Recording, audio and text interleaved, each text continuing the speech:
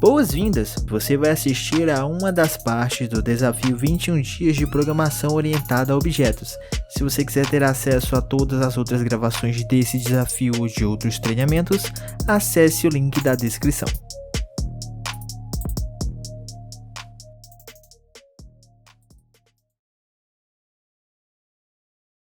E vou mostrar aqui para vocês o que eu falei no quadro, né?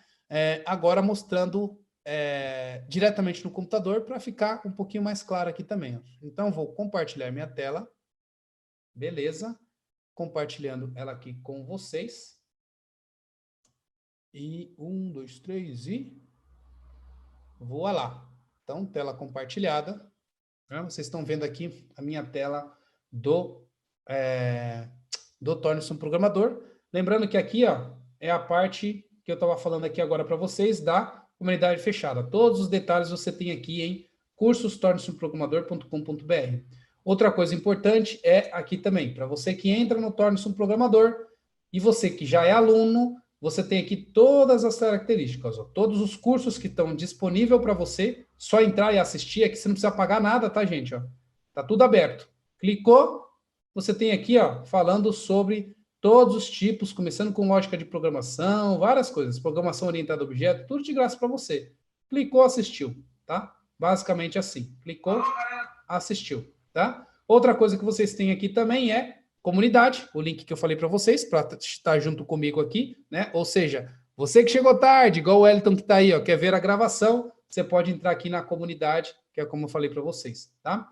Agendar, aqui você tem a minha agenda, então se você quiser ter uma aula particular diretamente comigo, né, conversar comigo diretamente e para que eu possa te ajudar, você pode ver a minha disponibilidade de agenda por aqui, para que você possa marcar uma aula particular comigo, tá? Lembrando que não vai adiantar você vir aqui e marcar sem fazer o seu pagamento. Primeiro você faz o pagamento, depois você marca na minha agenda. Fez a marcação sem ter feito o pagamento, na hora eu vou excluir, tá bom? Então, só faz o seu agendamento se você tiver feito o seu pagamento.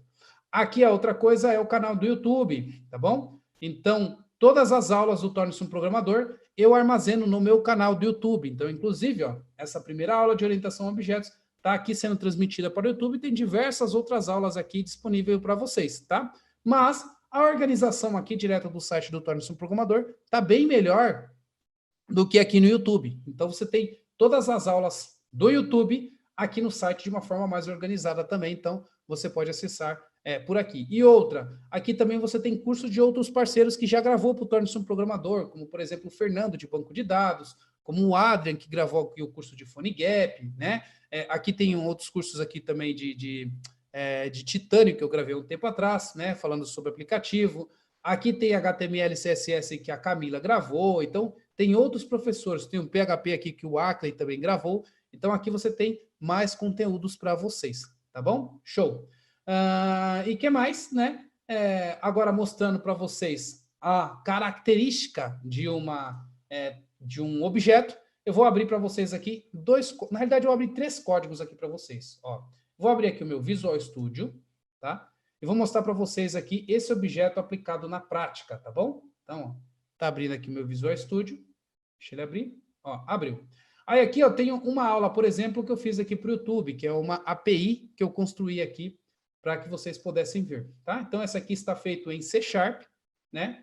Tá abrindo aqui as características, eu vou abrir aqui os meus modelos, lembra lá dos models, gente? Models igual a classe, né? Então, estou abrindo aqui os meus modelos. E aqui, ó, eu estou abrindo um modelo chamado cliente, tá? Eu vou aumentar a fonte aqui para vocês verem.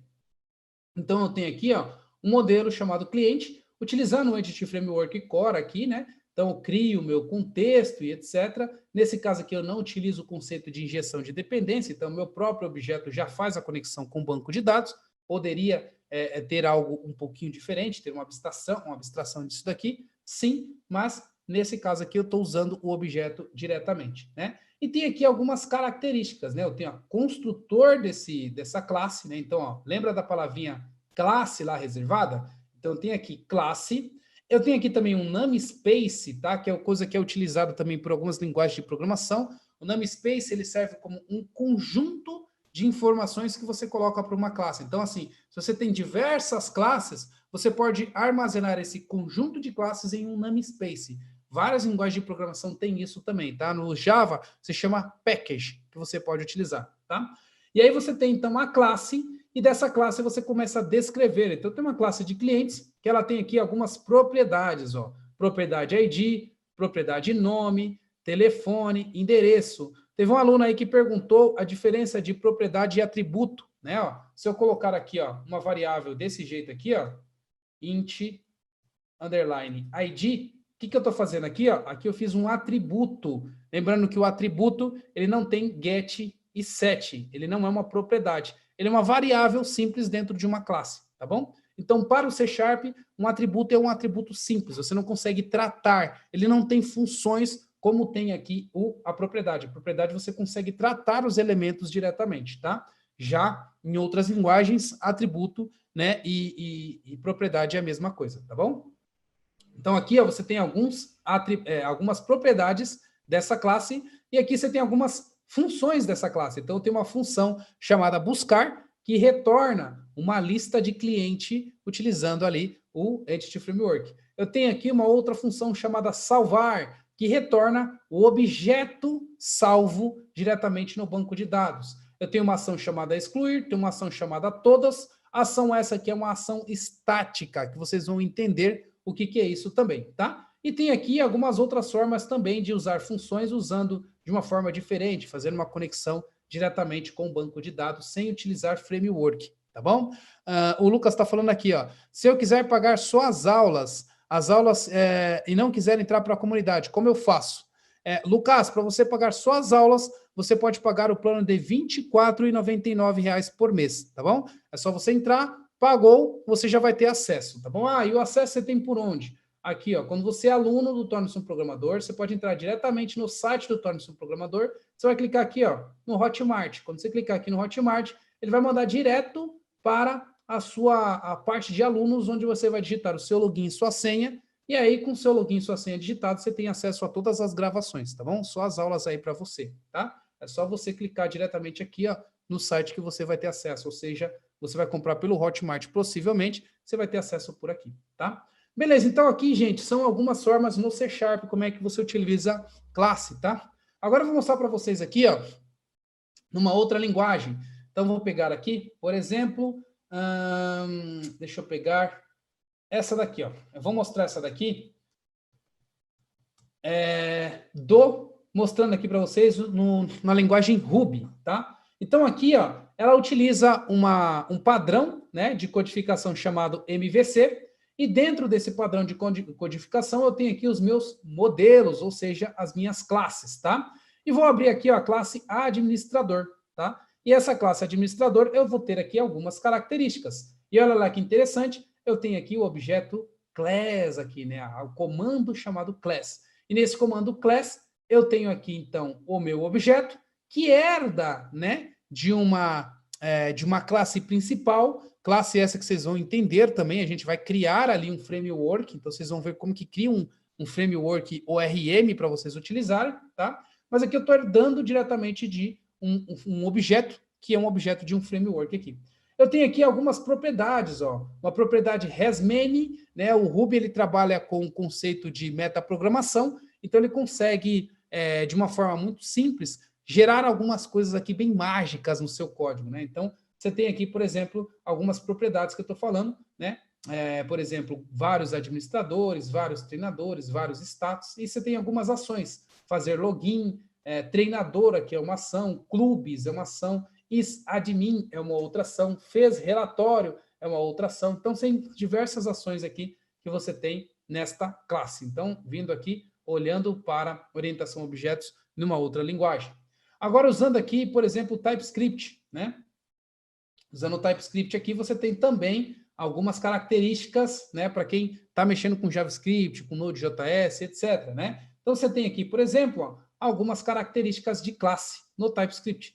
Então, mostrando aqui para vocês esse diretamente. Então, você tem aqui ó, uma classe chamada Douglas, classe essa que eu estava mostrando para os meus alunos na última aula dentro da comunidade, né? Mentoria essa que a gente está fazendo sobre microserviços, né? E eu estava explicando sobre o TypeScript, que é algo essencial para ensinar sobre Angular, né? Ou seja, uma aplicação para front-end, né? Ou seja, você programa no front-end para utilizar as APIs, né? Então eu expliquei sobre Angular. E aqui eu estava falando sobre orientação a objetos em TypeScript. Então você tem aqui, ó, nome, CPF, telefone e algumas ações, ó. Ação essa que você consegue fazer tipagem aqui no TypeScript, falando o tipo de retorno, tá? E essas linguagens aqui, normalmente, né, o TypeScript normalmente gera um JavaScript vanilla, né? Ou seja, nesse caso aqui, ó, ele buildou e gerou um JavaScript vanilla. Eu mostro para vocês também, no Torch do Programador, como vocês criam orientação a objetos no JavaScript vanilla, aquele JavaScript do ECMAScript 5 lá, né? Ou seja, bem atrás, onde não tinha a palavra reservada chamada class, né? Agora você tem a palavra reservada chamada class. Eu vou mostrar para vocês aqui a diferença de um para o outro. Ó. No ECMAScript 5, quando eu mando gerar, deixa eu rodar aqui um comando para deixar o meu... Vou rodar tudo aqui pelo próprio Visual Studio Code, tá?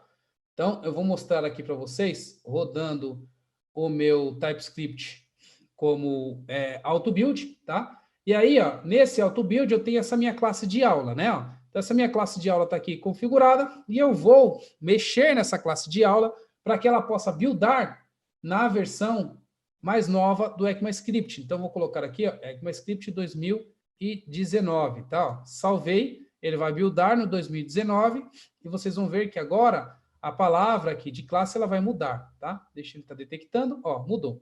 E aí agora vocês estão vendo aqui, ó, que a classe ele está utilizando o ECMAScript mais novo, tá vendo? Ó?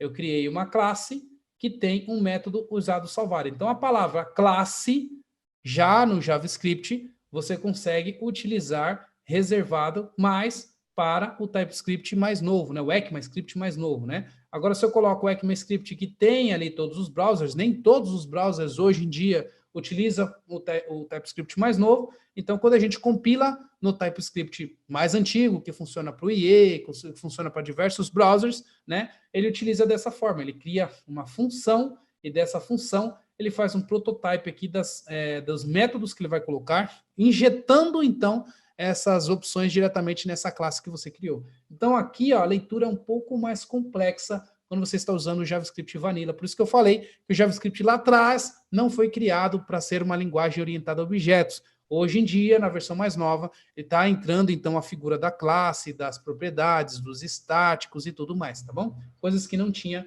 antigamente. Beleza?